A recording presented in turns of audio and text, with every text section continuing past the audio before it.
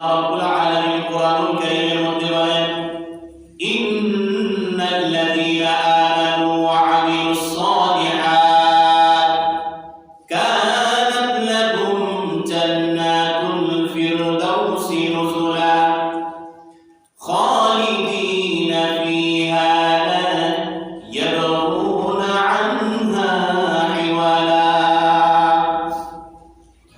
আল্লাহ রাব্বুল আলামিন গোটা বিশ্ব জগতের মানুষকে আল্লাহ তৈরি জান্নাতুল ফিরদাউসের মেহমান হওয়ার জন্য গোটা বিশ্ব জগতের মানুষগুলোকে আল্লাহ তাআলা আহ্বান করতেছেন ওই জান্নাতুল ফিরদাউসের মেহমান হওয়ার জন্য। আল্লাহ রাব্বুল আলামিন কোরআনুল কারীমের মধ্যে দুইটা শর্তের কথা উল্লেখ করেছে। কয়টি শর্তের কথা উল্লেখ করেছেন? দুইটি শর্তের কথা উল্লেখ করেছেন। বুঝার জন্য খুব লক্ষ্য করে শুনুন। বাংলাদেশের প্রধানমন্ত্রী যদি গণভবনে 64 জেলা থেকে 64 জন মানুষকে যদি ইনভাইট করে, গণভবনে মেহমানদারি জন্য ব্যবস্থা করে 64 জেলার 64 জন মানুষের কাছে যদি কার্ড পাঠিয়ে দেয়, চিঠি বানিয়ে দেয়, ওই চিঠির মধ্যে যদি শর্তগুলো লেখা থাকে, মনে করেন 10টা শর্ত লেখা আছে। গণভবনে মেহমান হওয়ার জন্য 10টি শর্ত কেন? 20টি শর্ত মানতে রাজি আছে। এই গণভবনে যাওয়ার জন্য, মেহমান হওয়ার জন্য যদি বাংলাদেশের প্রধানমন্ত্রী 10টি শর্ত কেন 20টি শর্ত যদি সেই দাওয়াতি কার্ডের মধ্যে লিপিবদ্ধ করে দেয়, 64 জেলার 64 জন মানুষ সেই শর্তগুলো মানতে বাধ্য থাকবে না? থাকবে না? বলো, অবশ্যই থাকবে।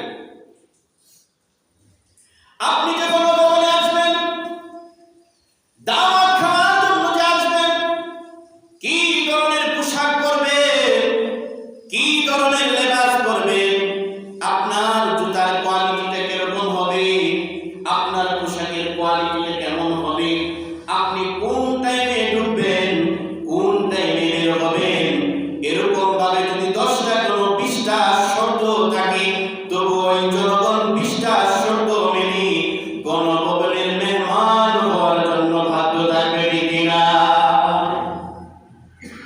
ওই গণভবনের মেহমানদারি কতটুকু সময়ের জন্য? সাময়িক সময়ের জন্য, 1 ঘন্টা বা 2 ঘন্টা বা 1 দিন বা 2 দিন।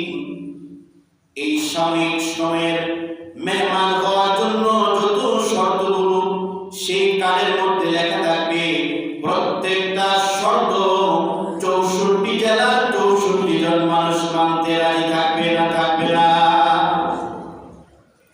আল্লাহ রাব্বুল আলামিন পৃথিবীর সবচেয়ে সম্মানিত মর্যাদাশীল জান্নাত, ওই জান্নাতুল ফিরদাউসের মেহমান বানানোর জন্য গোটা বিশ্ব জগতের মানুষগুলোকে আল্লাহ রাব্বুল আলামিন কোরআনুল কারীমের মধ্যে 2টা ঘোষণা দিয়েছেন, 2টা শর্তের কথা লিখেছেন। এই 2 শর্ত যদি তোমরা মানতে পারো, আমার সবচেয়ে দামি, সবচেয়ে সম্মানিত, সবচেয়ে মর্যাদাশীল জান্নাতুল ফিরদাউসের মেহমান হয়ে যাবে। কয়টা শর্ত মানতে হবে? 2টা শর্ত। দুনিয়ার গণভবনে মেহমান হওয়ার জন্য 10 থেকে 20টা শর্ত মানতে হয়। আর ওই 20 শর্ত মানার পর সাময়িক সময়ের জন্য মেহমান হয়। আল্লাহ পাক বলেন, যদি তুমি বান্দা 2টা শর্ত মানতে পারো, খালিদিনা ফিহা, অনন্তকাল, অনির্দিষ্টকাল, অপরন্তকালের মেহমান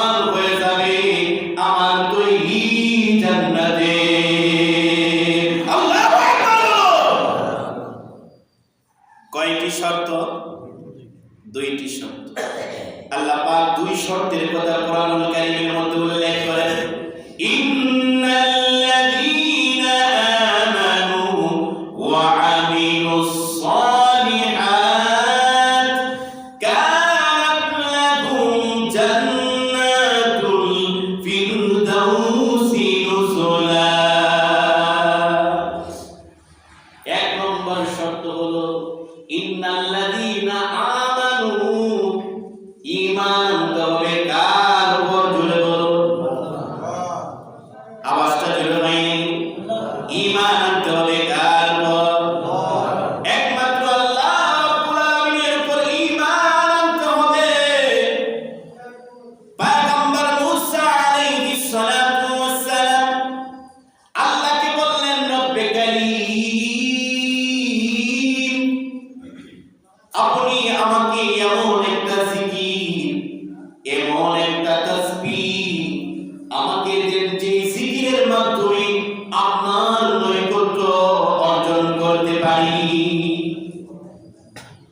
আল্লাহ পাক পয়গম্বর মুসা আলাইহিস সালাতু ওয়াস সালামকে বললেন, পড়ো মুসা লা ইলাহা ইল্লাল্লাহ, জোরে লা ইলাহা ইল্লাল্লাহ, লা ইলাহা ইল্লাল্লাহ। পয়গম্বর মুসা আলাইহিস সালাতু ওয়াস সালাম আল্লাহকে বললেন, ও রব্বে কারীম, এই সিম তো সকলেই জানে, আমি আনকমন নিউ ডিজিটাল জিকির চেয়েছিলাম, আপনারাই বলুন তো ঈমানের মূল কি? লা ইলাহা ইল্লাল্লাহ। ঈমানের মূল কি? লা ইলাহা ইল্লাল্লাহ। পয়গম্বর মুসা আলাইহিস সালাতু ওয়াস সালামকে আল্লাহ পাক বললেন, ও পয়গম্বর, এই কালেমার মর্যাদা, এই কালেমার সম্মান তুমি কি জানো? গোটা আসমান জমিন, গোটা সাত তবক জমিন, সাত তবক আসমান, সাত আসমান সাত জমিন, তার মধ্যবর্তী স্থানে যা কিছু আছে সব কিছু যদি একটা পাল্লায় রাখা হয়, আর ওই কালেমার পাল্লা যদি, ওই কালেমাটা যদি এক পাল্লা রাখা হয়, কালেমার পাল্লাই ভারী হয়ে যাবে। খুব লক্ষ্য করে শুনুন, একজন মানুষ সাত আসমান সাত জমিন মধ্যবর্তী স্থানে যত কিছু আছে সব কিছুর মালিক, কিন্তু তার মধ্যে কালেমা নাই, ঈমান নাই, ওই মানুষটার মর্যাদা আল্লাহর কাছে বিন্দু পরিমাণ না। একজন মানুষ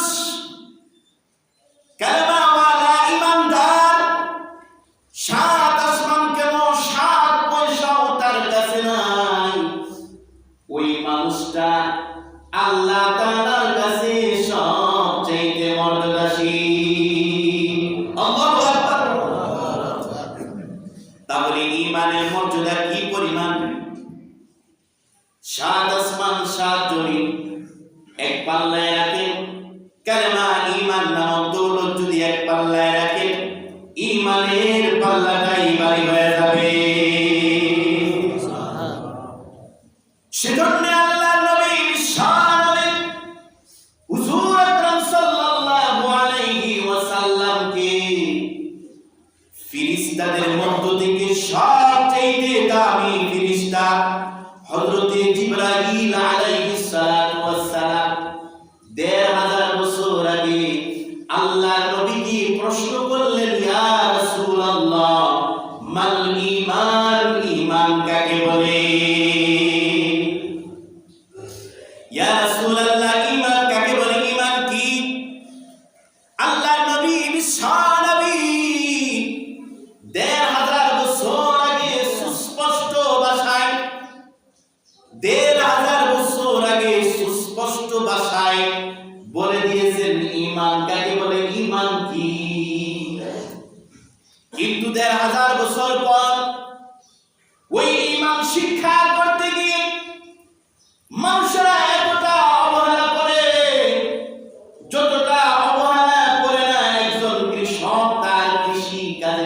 ঠিক কিনা? ১,৫০০ বছর আগে ঈমান শিখতে গিয়ে একজন মানুষ এতটা অবহেলা করে না, যতটা অবহেলা করে না। একজন মানুষ ঈমান শিক্ষা করাকে এতটা অবহেলা করে, যতটা অবহেলা করে না একজন চাকরিজীবী তার চাকরিতে যতটা অবহেলা করে না, একজন মানুষ ওই ঈমান শিক্ষা করতে গিয়ে এতটা অবহেলা করে। ঠিক কিনা? ঈমান শিক্ষা করতে গিয়ে এতটা অবহেলা করে, যতটা অবহেলা করে একজন মানুষ তার ব্যবসা বাণিজ্যকে। অথচ একজন মানুষের মধ্যে যদি ঈমান না থাকে, গোটা বিশ্ব জগৎটা যদি তার হয়ে যায়, ওই ঈমান হারা মানুষটা আল্লাহর কাছে বিন্দু পরিমাণও তার মর্যাদা না। সেজন্য আমার আপনার ঈমানের উপর মেহনত করতে হবে। ঈমান কি জিনিস? আল্লাহর নবী বিশ্বনবী হুজুর আকরাম সাল্লাল্লাহু আলাইহি ওয়াসাল্লাম জিবরাইলের প্রশ্নের জবাবে বলে দিয়েছেন, ঈমান কাকে বলে? ৬টা বিষয়ের উপর বিশ্বাস স্থাপন করার নামই হলো ঈমান। কয়টা বিষয়ের উপর বিশ্বাস? ৬টি বিষয়ের উপর বিশ্বাস স্থাপন করার নাম কি? ঈমান। সেই ৬টা বিষয় যদি আমরা কোরআন থেকে বুঝতে চাই, কোরআনের মধ্যে বিক্ষিপ্তভাবে বর্ণিত আছে।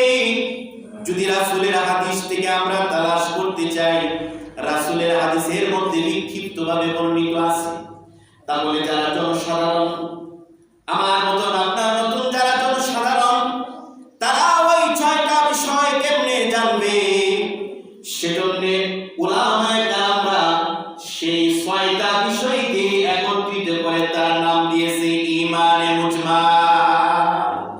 কি নাম দিয়েছে? আমানতু বিল্লাহি ওয়া মালাইকাতিহি ওয়া কুতুবিহি ওয়া রুসুলিহি ওয়াল ইয়াউমিল আখিরি ওয়াল কদরি খাইরিহি ওয়া শাররিহি মিনাল্লাহি তাআলা ওয়াল বা'থি বা'দাল মাউত। ঈমান আনতে হবে আল্লাহর উপর, ফেরেশতাদের উপর, আল্লাহর নাযিলকৃত কিতাব সমূহের উপর, নবী রাসূলগণের উপর, তকদীরের ভালো মন্দের উপর, পরকালে চিরস্থায়ী জিন্দেগীর উপর ঈমান আনতে হবে। পরকাল এবং চিরস্থায়ী জিন্দেগীকে দুইটা করে দিলে ৬টা, পৃথক পৃথক করলে ৭টা। এই ৬টা বিষয়ের উপরে ঈমান আনতে হবে। কার উপর ঈমান আনতে হবে? আল্লাহর উপর, ফেরেশতাদের উপর, আল্লাহর নাযিলকৃত কিতাব সমূহের উপর, প্রেরিত রাসূলগণের উপর, তকদীরের ভালো মন্দের উপর, পরকালের চিরস্থায়ী জিন্দেগীর উপর ঈমান আনতে হবে। ঠিক কিনা? যদি ৬টা বিষয়ের উপর ঈমান আনি, তাহলে আমি আপনি ঈমানের দাবিতে সত্যবাদী। আল্লাহ রাব্বুল আলামিনের সবচেয়ে জান্নাতুল ফিরদাউসের মেহমান হওয়ার জন্য কয়টি শর্ত? ১ নম্বর শর্ত কি? ঈমান। ২য় নম্বর শর্ত হলো আমলে সালেহ। ২য় নম্বর শর্ত কি? আমলে সালেহ। আমরা যে নামাজ, রোজা, হজ, যাকাত, ইবাদত বন্দেগী করতেছি, এগুলাকে আমল বলা হয়। কি বলা হয়? জোরে বলো। নামাজ, রোজা, হজ, যাকাত, দান, সদকা, যা কিছু ইবাদত করতেছি, ওইগুলাকে আমল বলা হয়। তাহলে আমলে সালেহ কাকে বলা হয়? আমলে সালেহ বলা হয় ওই ইবাদতকে যে ইবাদতটা কবুল হওয়ার যোগ্য। আমলে সালেহ কাকে বলে? যে ইবাদত কবুল হওয়ার যোগ্য রাখে। আমলে সালেহ হওয়ার জন্য ৪টি শর্ত। বলুন কয়টি শর্ত? ৪টি শর্ত। যদি আমার ইবাদতে ইবাদতের মধ্যে আমার আমলের মধ্যে যদি চারটা শর্ত পাওয়া যায় তাহলে ওই ইবাদতটা হবে আমলে সালেহ। এক নম্বর শর্ত আমার ইবাদতের মধ্যে ইখলাস। আখলিস দীনাকা ইয়াখফিকাল আমালুল কলিল। যদি তোমার আমলটা অল্প হয়, ইন্নামাল আ'মালু বিন্নিয়াত, নিয়তের মধ্যে যদি শুদ্ধতা থাকে, যদি আমল অল্প হয়, ওই আমলটা আল্লাহ তাআলার কাছে গ্রান্টেড। তাহলে এক নম্বর শর্ত হলো ইখলাস থাকতে হবে। দ্বিতীয় নম্বর শর্ত হলো কাসবুল হালাল, তোমার উপার্জনটা হালাল হতে হবে। আল্লাহর নবী বিশ্ব নবী বলেন, লা ইয়াদখুলুল জান্নাতা জাসাদুন গুদিয়া বিল হারাম। হারাম ভক্ষণকারীর শরীর কখনোই জান্নাতে প্রবেশ করবে না। তাহলে তোমার দ্বিতীয় নম্বর শর্ত হলো কাসবুল হালাল। হালাল বস্তু দ্বারা তোমার ক্ষুধা নিবারণ করতে হবে। তুমি যে সমস্ত জিনিস ভক্ষণ করবা ওই সমস্ত জিনিসগুলো হালাল হতে হবে। আপনারাই বলুন তো, শুকরের বস্তু খাওয়া হালাল না হারাম? আমাদের গৃহপালিত ছাগল, ভেড়া, দুম্বা, উট, গরু, এইগুলার বস্তু খাওয়া হালাল না হারাম? এইগুলার বস্তু খাওয়া হালাল, কিন্তু এইগুলাকে যদি বাবার নামে জবাই করা হয়, কোন মাজারের নামে জবাই করা হয়, কোন পীরের নামে জবাই করা হয়, কোন ভণ্ডর নামে যদি জবাই করা হয়, ওই পশুটা যতই হালাল থাকুক না কেন, ওই পশুর বস্তু কোনদিন খাওয়া হালাল হবে না, ঠিক কিনা? তাহলে দ্বিতীয় নম্বর শর্ত হলো কাসবুল হালাল। তৃতীয় নম্বর শর্ত হলো আমার ইবাদতের মধ্যে রাসূলের আদর্শ থাকতে হবে, ঠিক কিনা? মান আহাব্বা সুন্নতি ফাকাদ আহাব্বানি ওয়া মান আহাব্বানি কানা মাই ফিল জান্নাহ। আল্লাহ নবী বিশ্ব নবী বলেন, যার ইবাদতের মধ্যে আমি নবীর আদর্শ পাওয়া যাবে, আমি নবীর সুন্নাত পাওয়া যাবে, আমি নবীর আদর্শকে মহব্বত করবে, ভালোবাসবে, ওই মানুষটা আমি নবীর সাথে জান্নাতে যাবে। তাহলে দ্বিতীয় নম্বর শর্ত হলো আমার ইবাদতের মধ্যে রাসূলের আদর্শ পেতে হবে, আমার ইবাদতের মধ্যে রাসূলের সুন্নাত পেতে হবে, ঠিক কিনা? আমরা মনে করি সুন্নাত সেটা পালন করলে সওয়াব হবে, পালন না করলে গুনাহ হবে না। এমনটা নয়। কিছু সুন্নাত ফরজ, কিছু সুন্নাত ওয়াজিব, কিছু সুন্নাত সুন্নতে জায়েদা। যেরকম দাড়ি রাখা, এক মুষ্টি দাড়ি রাখা এটা সুন্নাত, দাড়ি রাখা ওয়াজিব, এক মুষ্টি রাখা সুন্নাত। কোন একজন মানুষ যদি এক মুষ্টির কম দাড়ি রাখে, সেই মানুষটা রাসূলের সুন্নাত অনুযায়ী চললো না, আল্লাহর তৈরি জান্নাতের মেহমান হতে পারবে না। তাহলে দ্বিতীয় নম্বর কাজটা হলো আমার ইবাদতের মধ্যে রাসূলের আদর্শ থাকতে হবে। এক কথায় রান্নাঘর থেকে সংসদ ভবন পর্যন্ত প্রত্যেকটা সেক্টরে, প্রত্যেকটা পয়েন্টে পয়েন্টে কার আদর্শ থাকতে হবে? একটু জোরে বলুন। রাসূলের আদর্শ থাকতে হবে। কার আদর্শ থাকতে হবে? রাসূলের আদর্শ থাকতে হবে। চতুর্থ নম্বর শর্ত হলো আমি যে ইবাদত করতেছি ওই ইবাদতের মাসআলাগুলো আমার জানতে হবে। আল্লাহ নবীর শানবী হুজুর আকরাম সাল্লাল্লাহু আলাইহি ওয়াসাল্লাম বলেন, তালাবুল ইলমি ফারিদাতুন আলা কুল্লি মুসলিম। প্রত্যেকটা নরনারীর উপর শরীয়তের জ্ঞান শিক্ষা করা ফরজ আইন। সেজন্য আপনার নামাজের ফরজিয়ত জানতে হবে। নামাজের মধ্যে কয়টা ফরজ আছে, নামাজের মধ্যে কয়টা ওয়াজিব আছে, নামাজের মধ্যে কয়টা কয়েকটা সুন্নতে মুআক্কাদা আছে। গোসলের ফরজ কি, ওযুর ফরজ কি, ওযু ভঙ্গের কারণ কি। আমি নামাজের মধ্যে আসলাম, ইমাম সাহেব 3 রাকাত করে সালাম ফিরিয়ে দিল, আমি 3 রাকাত নামাজ পাইলাম। চতুর্থ রাকাতটা আমি কেমনে আদায় করব? নামাজে দাঁড়াইলাম, 2 রাকাত পড়লাম বা 1 রাকাত পড়লাম, হঠাৎ করে আমার ওযু ভেঙে গেল, বাকি নামাজগুলো আমি কেমনে আদায় করব? এই জন্যই যারা এই ইবাদতের মাসআলাগুলো জানবে, যার মধ্যে এই আমলে সালের মধ্যে 4টা শর্ত পাইতে হবে। 1 নম্বর শর্ত ইখলাস, 2 নম্বর শর্ত কাসবুল হালাল, হালাল উপার্জন, 3 নম্বর শর্ত আমার ইবাদতের মধ্যে, 3 নম্বর শর্ত কি? রাসূলের আদর্শ, 4 নম্বর শর্ত হলো আমি যে ইবাদত করতেছি ওই ইবাদতের মাসআলাগুলো যদি আমি ভালোভাবে জানি, তাহলে আমার আমলটা হবে আমলে সালেহ। আর আমলে সালেহ কাকে বলা হয়? যে আমলটা কবুল হওয়ার যোগ্য রাখে, ওই আমলটা হলো আমলে সালেহ।